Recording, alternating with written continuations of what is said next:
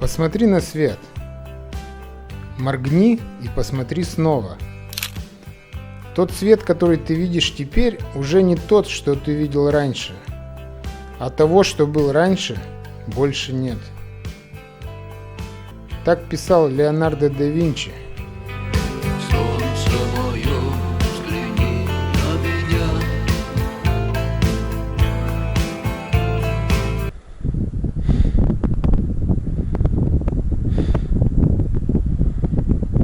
Как вы, надеюсь, помните, из второй серии, в 12 дня я еле дополз до лагеря на 4200.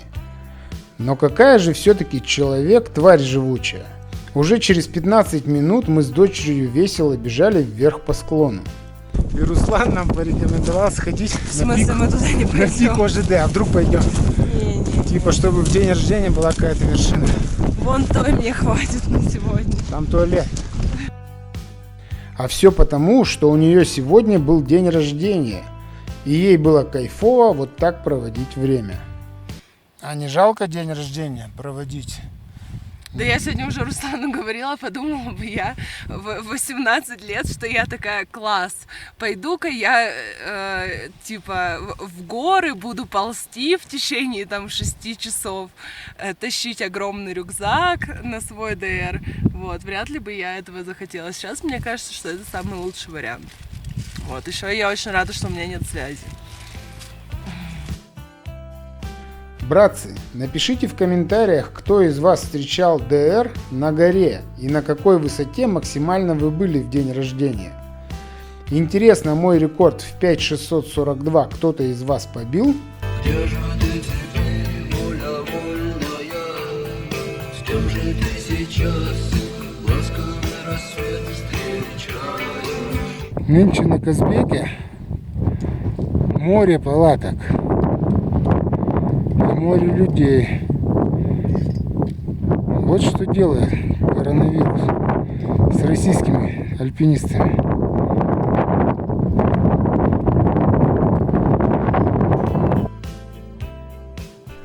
Мы посидели над лагерем, понаслаждались солнышком, посмотрели, как народ стройными рядами идет на пик ОЖД и пошли за водой. Но по пути встретили Ивана, того, который в первой серии догнал нас у пограничной заставы. Он уже в одного сходил на Казбек, и мы решили расспросить его поподробнее. Начала заниматься еще лет 7 назад горами, ну вот там походы какие-то были. А вот именно любовь появилась 2 года назад, вот на Эльбрус сходил, и все, и понеслась. Вот следующая цель у меня была Казбек, с севера сходил. А не страшно одному без связки идти на Казбек? Страшно, конечно страшно, но тут выбора не было. И здесь должны были быть мои товарищи, но их не было. Поэтому пришлось идти одному. А так супер, офигенная гора, вот мне Казбек очень понравился. Рабочая, тяжелая, гораздо сложнее, чем Эльбрус. И вид открывается просто сумасшедший совершенно. Всем Куда в следующий раз ты собираешься? В следующий раз пока не надумал еще. Хочу попробовать, наверное, 7000 какой-нибудь. Ленин. Или Хантен. Туда в одного лучше не идти, В наверное. одного, конечно, да, лучше не идти. Но так планы грандиозные, конечно. Классно. Ну ладно, поздравляем с горой. Спасибо. Давай удачно спуститься. Перчатки, извиняюсь, Ничего. грязные. Все, удачи вам на подъем. Классно, спасибо. Тебе давай удачи на спуск, осторожно. Глядя ему вслед, я думал, почему я только в 35 собрался на высоту? Денег не было. Или в 90-е было и без гор вокруг много интересного. Кто пойдет по следу одинокому? Сильные да смелые головы сложили в поле, в бою. Почему люди ходят в горы? Риторический вопрос, который я задаю многим своим знакомым. Ну вот ради таких вечеров в том числе. День рождения дочери, и она счастлива. Встала в 4 утра. Кайф. Помогла отцу дотащить рюкзак. На праздничный ужин миска гречки и 10 кешью со сладким киселем. А вокруг небо и горы, внизу кипят облака. Что может быть лучше, когда ей это нравится? Ну ладно, хватит лирики. Нужно собираться, в 2 ночи будем вставать. Вот это я возьму с собой. Балаклаву я тоже завтра с утра надену. Зачем? Нету ветра. Вам интересно, что гид Меригор будет одевать? Сейчас я вам расскажу. Значит, смотрите, у меня есть единственное термобелье. Оно самое теплое, и оно единственное вообще, которое я взял, потому что у меня другого нет. У меня есть единственные штаны, вот такие вот, они даже порванные уже по всем хлам. Вот, ну, дыр, конечно, нет, но они шарканные нет, наверное, есть даже какие-то дыры. В общем, это Давай, всё. короче, Склифосовский. Это все. Вот на ноги это все. Теперь флиска. Пуховку я поленился в этот раз вообще взять. Я не взял никакой пуховки. Я взял вот такой жилет. Что-то он вообще детский. Да, детский жилетик. Детская шапочка и детская курточка. Все. Больше у меня ничего нет из одежды. Ну как? Нормик.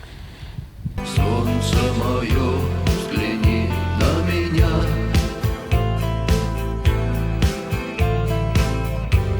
Моя ладонь превратилась в кулак.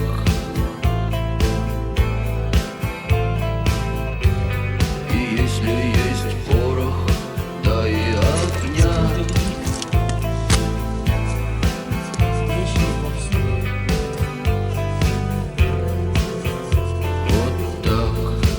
Вот так. Итак, друзья, время 3:21, высота 4100.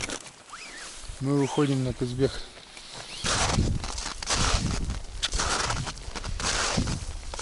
За час мы прошли Маилийское плато, набрали 240 метров, поднялись на каменную гряду и забрежил рассвет. Начало нового дня.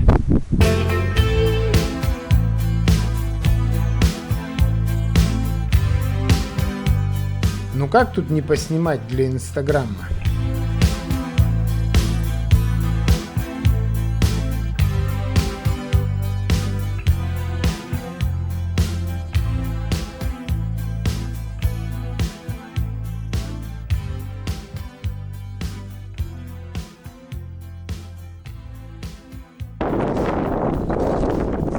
После гряды идет спуск на Казбекское плато.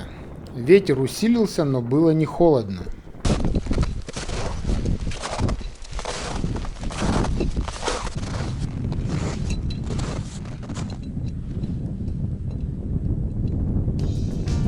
Снег волнами застыл на плато.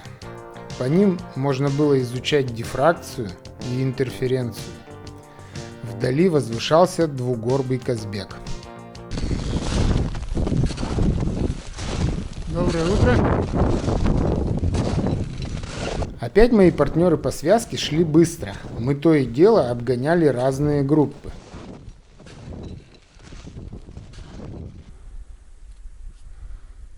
Как там красиво, ты видишь?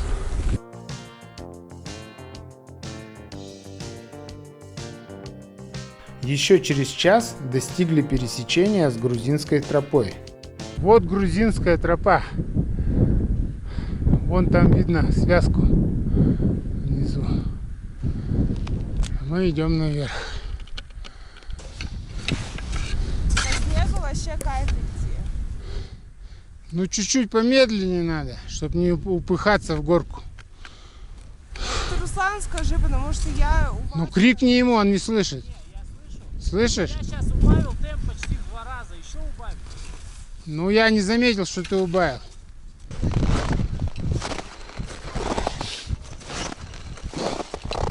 Солнце показалось из-за склона и стало нереально красиво.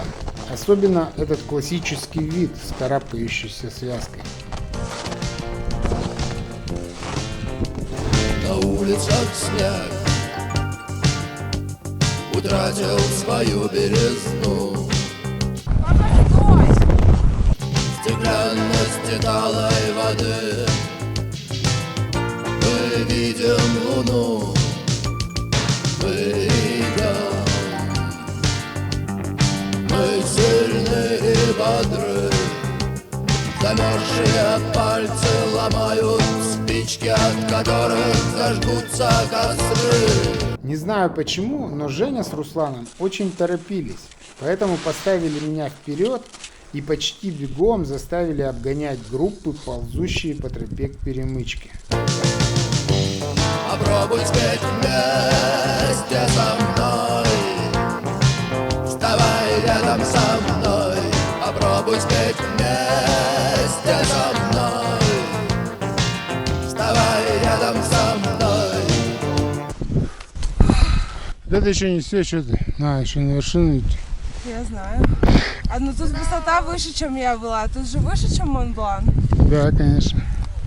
Ну вот, можете меня поздравить с высотой выше, чем Поздравляю. Монблан. Веревку выбираю, Руслан.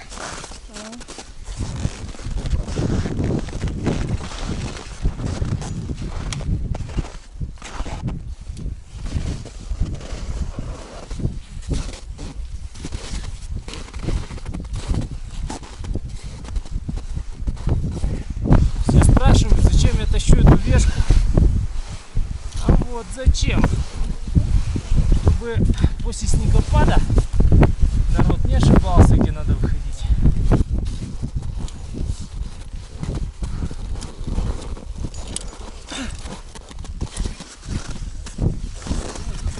Что, все, мы тут чилим? Ну. У Руслана на каждой горе находятся какие-то знакомые, которым в кайф пообщаться и сфотографироваться. На Ленина приеду. Ленина будет с 7 по 25 июля. Вот он путь, который нам предстоит пройти, чтобы достичь высоты 5033 метра. Фирн хороший, поэтому осталось совсем немного. Это наш день, мы узнали его по расположению звезд. Знаки огня и воды, взгляды богов. И вот мы делаем шаг на недостроенный мост. Мы поверили звездам, и каждый кричит: я готов.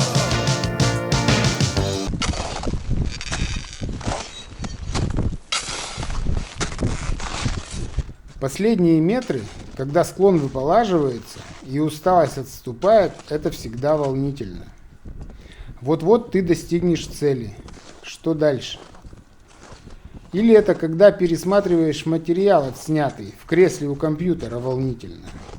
А там на горе пофиг. Одна мысль, надо еще спуститься. Нет, не одна, еще куча мыслей. Снять панораму, снять сторис для Инстаграма, прогреть батарейку дрона, а то не взлетит. Какие лучше сделать пролеты, чтобы его не потерять. У тех, кто набрал с собой кучу флагов, нужно со всеми сфотаться. А если народу много, ты создаешь очередь. А как по-английски у вас ремешок кошки болтается, осторожно, не запнитесь. Так что непростое это занятие, альпинизм. Это не шахматы, тут думать надо. А на высоте иногда башка плохо соображает. Попробуй спеть вместе со мной, вставай рядом со мной. Попробуй спеть вместе со мной, вставай рядом со мной. Ура! Ура! Поздравляю, друзья. Молодцы. Хорошо шли. Сколько мы шли? 5 часов. Вот, видишь, мы в СМИ не вперед. СМИ, бля, как кони бежали. Лучше бы потише. Не, наоборот, класс. Вот, ребята, как выглядит Казбек. Те, кто слаб, живут из забоя в забой, кричат: нам не дали петь, кричат: попробуй тут спой. Мы идем,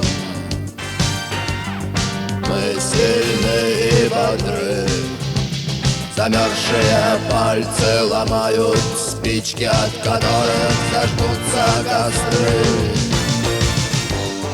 Попробуй спеть вместе со мной. Вставай рядом со мной. Попробуй спеть вместе со мной. Вставай рядом со мной. Попробуй спеть вместе со мной. Вставай рядом со мной. Попробуй спеть вместе со мной. Вставай рядом со мной. Попробуй спеть вместе со мной. Попробуй спеть вместе со мной. Попробуй спеть вместе со мной.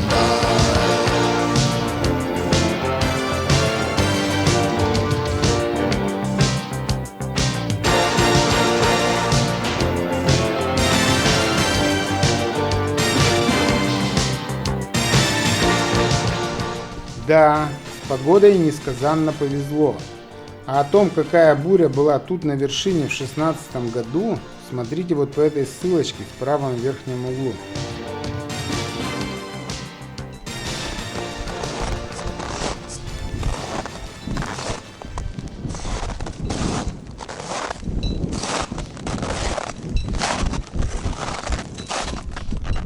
Я уже говорил, что спуск – это моя самая любимая часть восхождения. Но при одном условии – если никто не торопит, не стонет и позволяет снимать. Если не надо дюльферять и прыгать по скалам или тропить по пояс в снегу. На спуске ты все разглядишь и снимешь подробно. На спуске ты наслаждаешься кислородом. И спуск с вершины Казбека в хорошую погоду как раз обладает всеми этими качествами.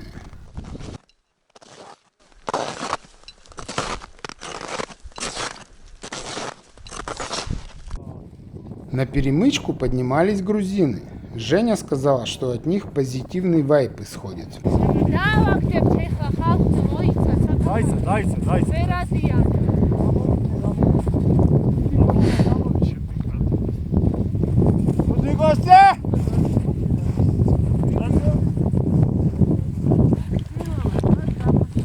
Сложно сказать, как там идти. Надо подойти, понять, какой снег.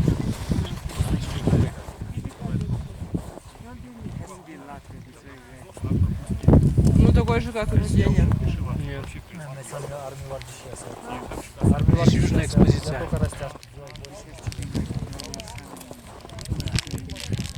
Те из вас, кто курил папиросы Казбек, знают, что у этой горы две вершины. Хотя на пачке нарисованы пик Хантенгри и пик Чапаева.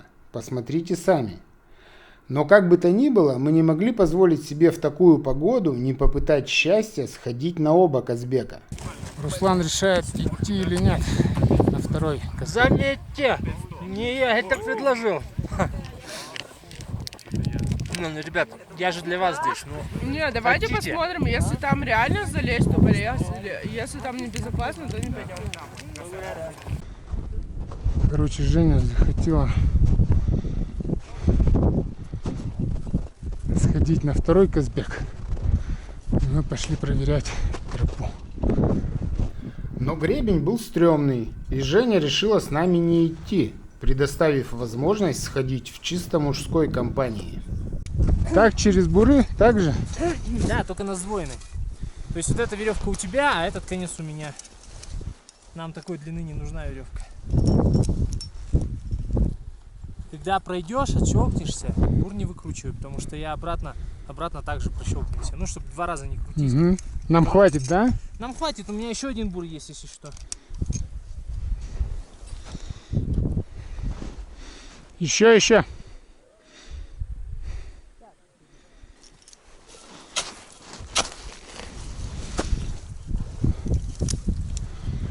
Все, я на карабине.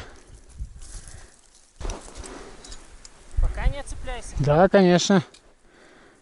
Короче, Руслан долго ковырялся в снегу, но лед под снегом был пористый, и бур не держал. Пришлось вытянуть веревку на всю длину. Че, льда нет?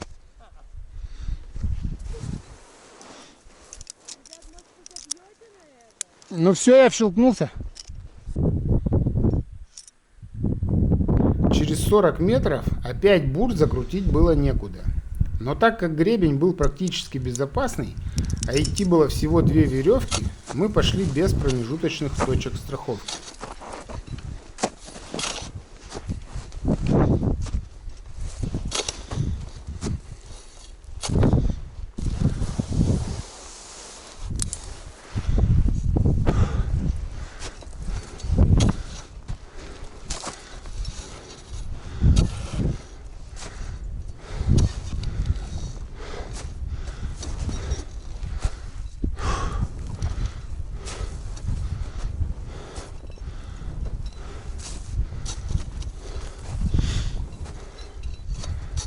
Как ты страхуешь в ледоруб? Здесь что, здесь уже далеко не видишь. Ну, просто твой третий. Здесь вообще самый идеальный вариант — это снежные коли. Они были у нас.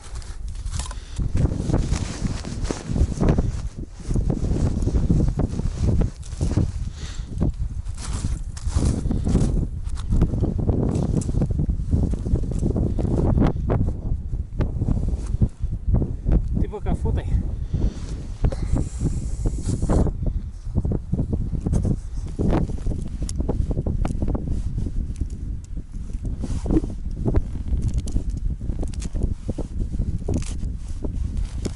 Все, бесполезняк.